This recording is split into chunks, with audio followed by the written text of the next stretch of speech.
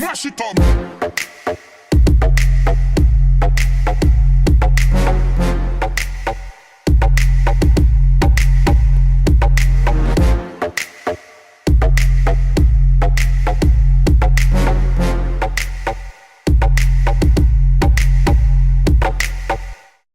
My name is Dan Kimball. I'm the Chief Marketing Officer of This Moment. And what South by is this for you? This is number one. Awesome. So we have South by Newbie. What has been your experience here at Interactive and kind of announcing This Moment's new platform? You know, it's been joy. I mean, it's very rewarding to build a product for many, many months and then to put it in front of customers who are all in the mindset of wanting to see and experience new technology. So it's been extremely rewarding.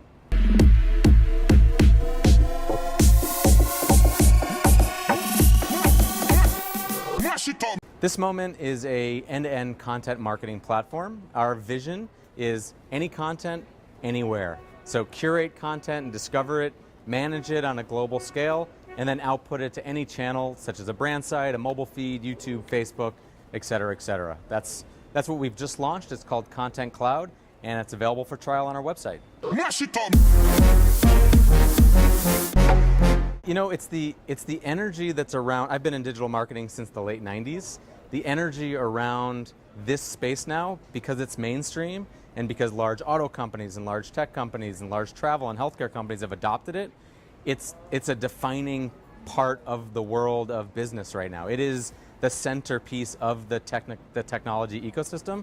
So it's been really exciting because of that, and the energy that's flowing through it is just everybody's here for the same reason. That's to learn about new things to make their businesses better, and it's a very open ecosystem which creates an awesome opportunity for everybody that comes.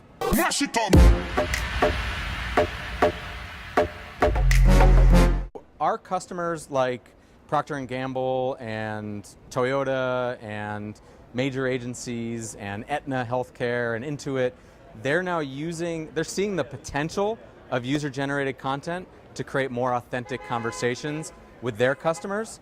So they recognize that their professionally produced branded content from their agencies is gold. A beautiful photo shoot, a beautiful video shot, a nice commercial, but when you can enhance that with reactions from the world and you can use customers to help sell your product through content marketing, that's where the magic happens. So a lot of our customers, even large banks now and healthcare companies that have very strong legal departments who are very careful about what they release to the public, are embracing user-generated content. If you look at the Super Bowl this year, there were 33 commercials that had a hashtag at the bottom of the screen. Compare that to 2 years ago, there was 3. So it just shows some of the trends moving towards authentic user-generated content.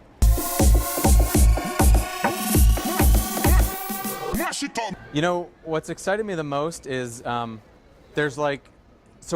technology is fun because there's no borders, right? You build a platform and you can kind of move into different areas and everyone kind of bumps into each other. The most notable part of that for me is you've got auto companies and you've got healthcare companies and you've got technology providers, you've got hardware, you've got software, you've got wireless networks and telecom providers, and everybody's a piece of the solution. And it remains to be seen who's going to be the owner of the platform itself that everyone builds to. I mean, Samsung has an opportunity to do it, Google has an opportunity to do it, the healthcare companies themselves have an opportunity to do it, the auto companies have an opportunity to do it, but who's going to actually own the IP and the relationships with the customers? I think that's all going to work itself out over the next few years, and that's what's been most interesting to me. So the reason people are embracing UGC right now are for a few reasons. Number one, consumer requirements around content are crazy, right? On the phone, on the PC, on the TV, which means brands have to fulfill on those requirements, which means they need more content. So a lot of that content is coming from the bottom up, from the users, because they can't build all that content themselves. So number one, there's a need for it. Number two, there's tools in place to get closed loop confirmation and consent from end users to use that content and release a lot of the liability and not have to take on that liability themselves. That's a new kind of technology that we offer that makes a lot of our large companies that are more risk averse, like Bank of America and Wells Fargo, okay with using user-generated content. And lastly, the results that companies are seeing from creating more authentic stories and creating real connections with customers and really driving lifetime value, most of that effort is being driven by user-generated content. The real sticky stories that drive lifetime value are the authentic ones told by the users themselves.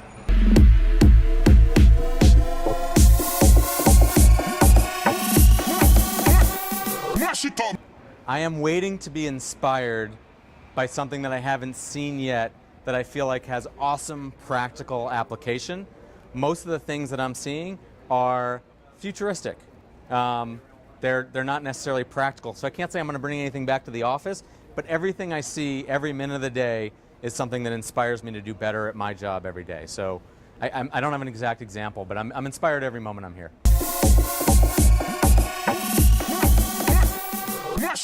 Hi there, I'm Andrew Missingham. I'm from London, England, and I'm here at South by Southwest Interactive for the first time. My first time at South by Southwest was last year for the music part where I was speaking. But this year I decided, because I enjoyed it so much last year, I'd come a little early and I'd come to see what Interactive was all about. I'm the director of a new strategy agency called Ben and Andrew. That's me and Ben Gallagher, who was the director of strategy and innovation at the Nike Foundation in London. We formed our company to create a new way of solving business problems. What we think is that the most durable, interesting businesses are ones that combine cultural relevance, social purpose, and for-profit smarts.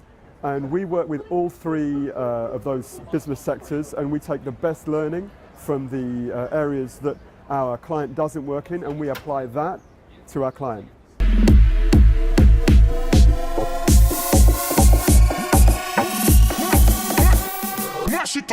This being the first year at Interactive, I was really curious to see firstly the different kind of people that would come here. One thing I noticed at an evening event I went to yesterday was at a concert, was the crowds love the music more at Interactive. Now that might sound weird, yeah, but the reason for it is all the music fans are sitting there kind of stroking their chins going, yeah, seen that before, yeah, that sounds a bit like this, that sounds. The Interactive crowd, they just enjoy the music. They sing the words, they dance, they go crazy.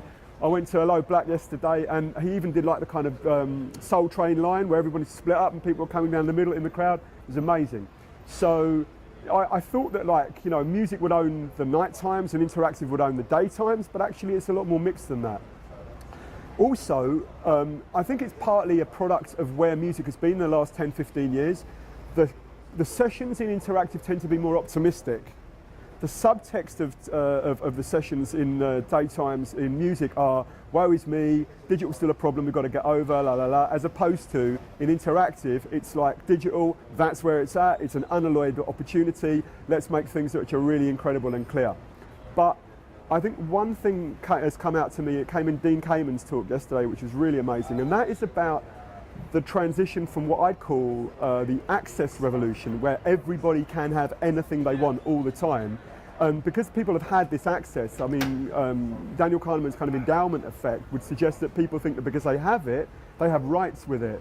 And Dean Kamen's kind of talk was about how people haven't yet linked rights to responsibilities in the kind of tech space, in the digital space. So people think if you want to solve a big problem, you make an app. And he's saying, no, you need to think past that. You know, think past like an app, think about what is a big problem that's worth solving, a massive, big, hairy problem worth solving, and what can you do in whatever you do, maybe using tech, but maybe using other tools to make that happen. Yeah, I started out as a drummer and a record producer. And I kind of became a record producer because no one would produce my records, so I produced them myself. My first band, we ended up selling the single to Paul Oakenfold's label on Polygram. We were his first ever signings. Yes. I was a session drummer. I played with bands like Urban Species and people like Jocelyn Brown and Uncle and who else did I play with? Brazilian musicians like Ayrton Moreira and Flora Purim, all sorts of people. And I ended up, after about 10 years, getting a bit frustrated with making music, because the trouble is if you're a musician, you don't have a lot of control, and there's no clear line between working hard and doing well. you can work for months and months at a time, and the record doesn't even get released. Or you can go in and do an hour-long session, and all of a sudden someone's picking up the phone and saying, can you make it to the TV studio on Wednesday? We've had a midweek chart position of number 11. You go like, what, with that piece of rubbish? Okay, yeah, if that's a hit, then great. So I decided to take a break. I took a break and I went to go and teach music at a place that Paul McCartney set up in Liverpool called Liverpool Institute for Performing Arts. I was part of the team putting the music and record production components of the degree together. And what doing that taught me was that I was more interested in facilitating creativity in others than I was in me being on stage myself. So I came back to London, didn't go back to making music, and took a job working for the British government. I worked for the British Council, which is kind of like the USIS, you know, USIS? US? Anyway, it's kind of, yeah, it's like part of our overseas cultural diplomacy mission. And I was music projects manager for Africa, the Middle East and South Asia. And so I programmed music events in 43 countries around the world. And I did various things around that. And what I really realized after a while was that the thing that gets me up in the morning is behavior, how people really behave. Because that's what you do when you're a musician. Can I get this person to dance, to cry, to laugh, to buy the record? You know, and then that thing about behavior, that's what I do now. My consultancy is about how people interact, how people make decisions, and businesses in tech and in interactive industries, they're all about that. How can we work with what people do naturally? How can we find a problem worth solving? How can we facilitate people to lead happier, better, more interesting, more exciting lives? And so for me, it's quite a straightforward path. It might seem a bit weird to go from kind of music to kind of interactive, but actually it's all culture.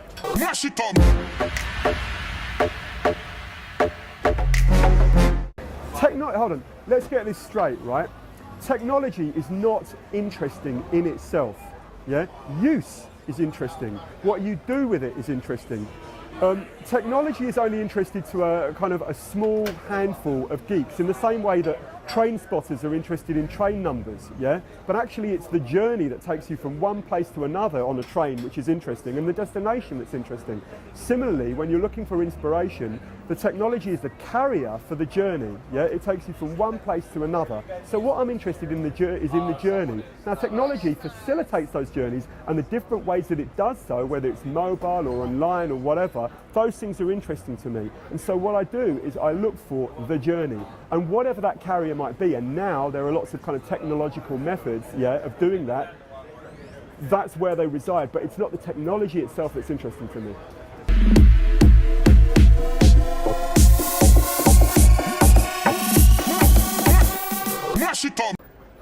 Okay, firstly, I'm a great believer in the kind of, Hegelian kind of idea of dialectical materialism. So you've got a thesis, you've got an antithesis, and when they come together, they make a synthesis, right?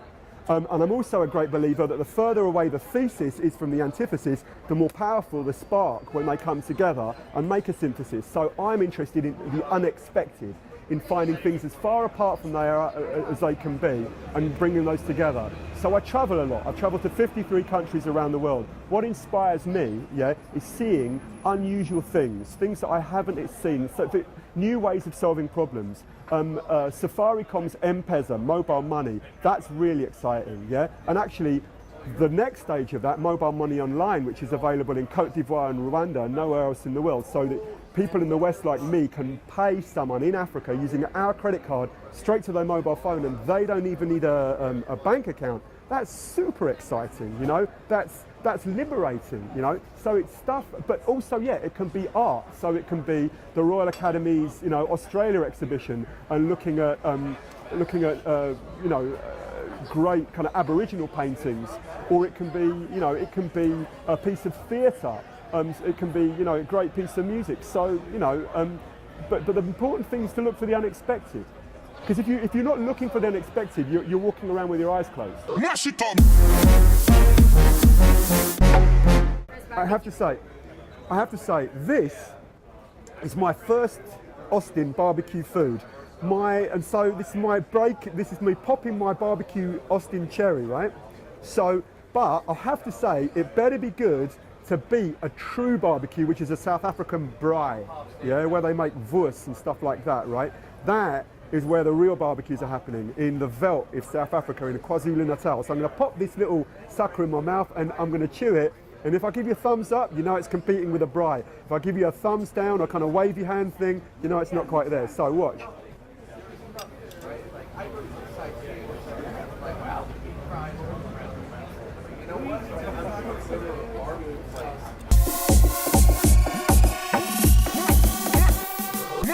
I'm the founder of Tech Open Air, which is a 2-day technology festival.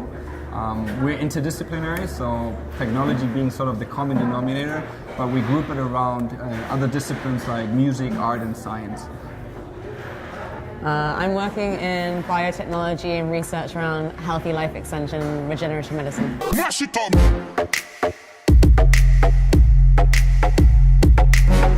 The reason why I'm coming is, well, obviously to sort of learn from how South by grew into this huge festival of global significance, and you know, just to see how they've been doing it, and secondly to sort of represent the Berlin startup ecosystem here. We're doing a bunch of events actually here at South by, and also co-sponsoring the music hackathon of South by.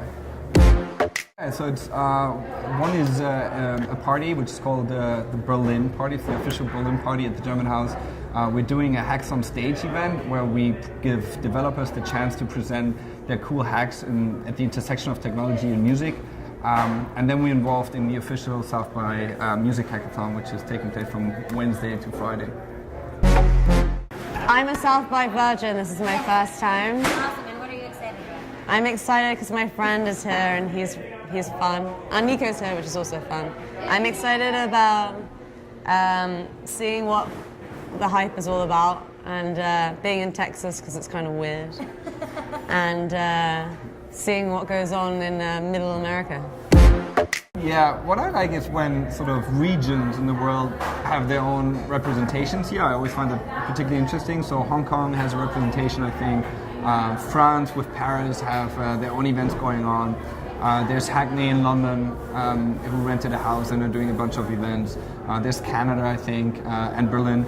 So No one cares about Canada. And you know, that's what I really like, and it gets sort of, you get to see startups not just from the States but from all over the world, and they have their own events here. That's pretty cool. The things I'm interested in around biotech, I'm really interested in how we're going to extend healthy lifespan. So instead of fixing us when we get sick, it's about stopping us from getting sick in the first place. So how do we stop the cells from degenerating to get aging-related diseases?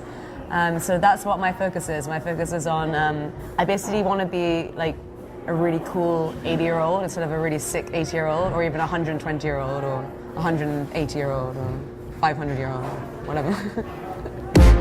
I don't know if there's much biotech stuff going on at South by Southwest, but I think that a few people that I know from the industry have come to kind of like have a good time and enjoy their weekend and kind of like bond as a team. I think it's more about people coming to South by Southwest to, you know, explore what's going on in the industry as a whole and just hang out and like have a good time and bond over that. So that's what I've really experienced. It's like a bonding rite of passage for people here. Hey, I second that. I do think it's a great place for networking because it's so easygoing. I love Austin, so I always wondered if I love Austin because of South by, or if I love South by because of Austin. But I came to the conclusion that I actually love South by because of Austin. Because I've spent some time before South by in Austin and also after South by was over, and it's just a phenomenal city. So I actually just like coming here for Austin, and South by is a nice sort of side product of it.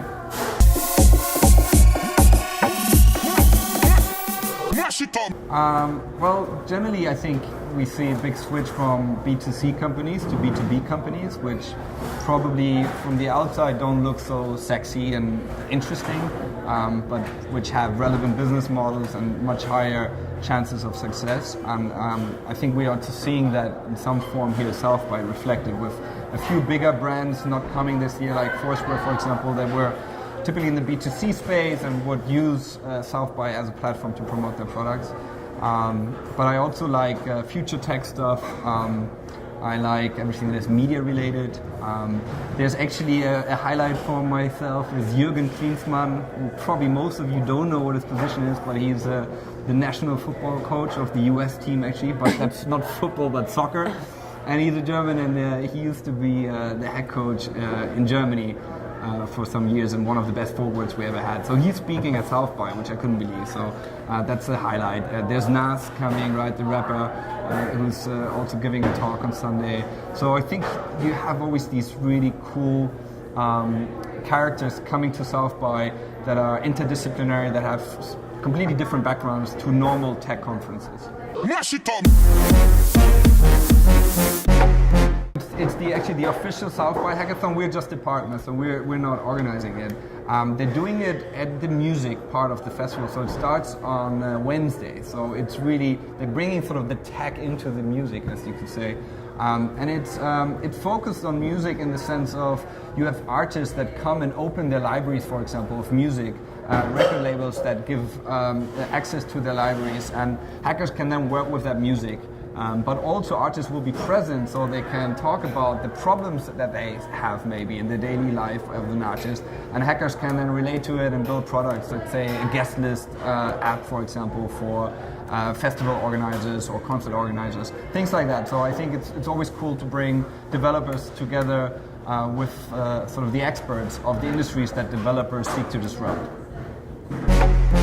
What's my favorite barbecue? I'm German. I like sausages, and I think they do a decent sausage here.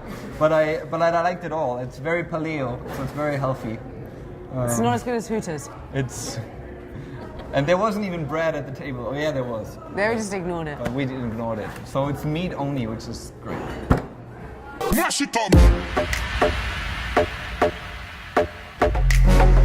I'm George, and I run a digital agency in London. We specialise in making apps and websites and stuff for the social web.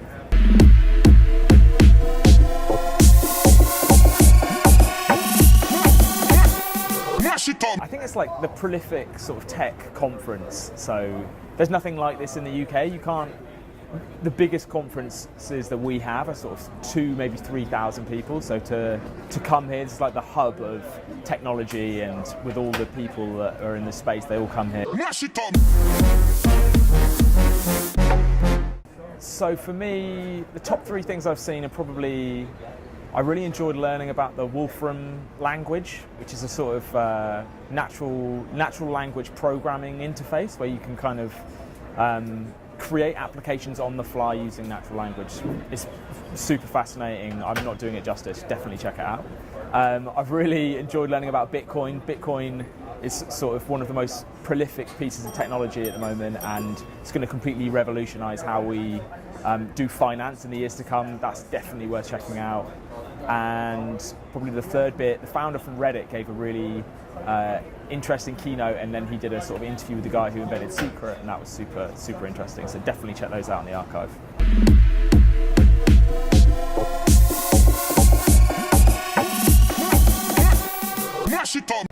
Yeah, I definitely think if you come here, you're going to meet people from all different parts of the world, which is one of the big draws. Because I'm a foreigner, you get sort of sucked into that expat pool where you're suddenly in a bar in Texas with a bunch of other people from England, which is it's sort of interesting. And actually, one of the beauties of South by is that when you're in London, you don't get to spend time with the people that really matter to you. So because you're so busy with work and stuff, and when you come here, you manage to get quality time with people that you wouldn't normally get to talk to properly when you're in town. Yeah, so I think one of the big underlooked areas of South by is in conference room 4 or whatever is the big sort of tech demo pit. There's so many people in there doing super interesting things with technology, and it's all like consumer ready. So you can go in there and find a piece of technology. I was talking to some guys from IBM who've invented this like crazy social profiling tool that can analyze Twitter profiles or Facebook profiles and give you like accurate personality information off the back of it. And that's something that we can take to our clients right now in the UK and be sort of market leading and inspiring them to use technology that maybe they haven't even seen or heard of yet. So that's really cool.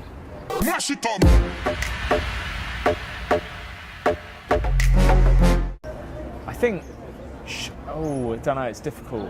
I think short term, maybe like wearables is going to continue to grow. Like the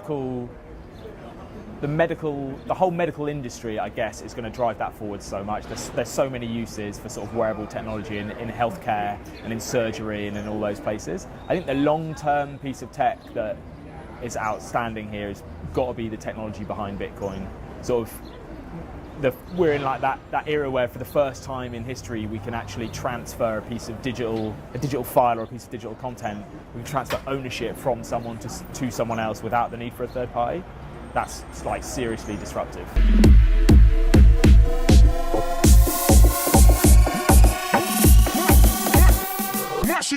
I mean, like in the near future, I think it's like the invention of cash on the internet, and I mean, it's the invention of cash on the internet. So you're going to be able to hypothetically make small payments using bitcoins. That's going to reduce the cost of things. But the long-term implications, if you're a company that operates on small profits online, this could potentially double your profit margins. So you're taking away all of those overheads from things like, processors and card and all the banks and all the infrastructure that's already there. And you can do that at a micro level on every transaction. So we're talking about serious cash implications.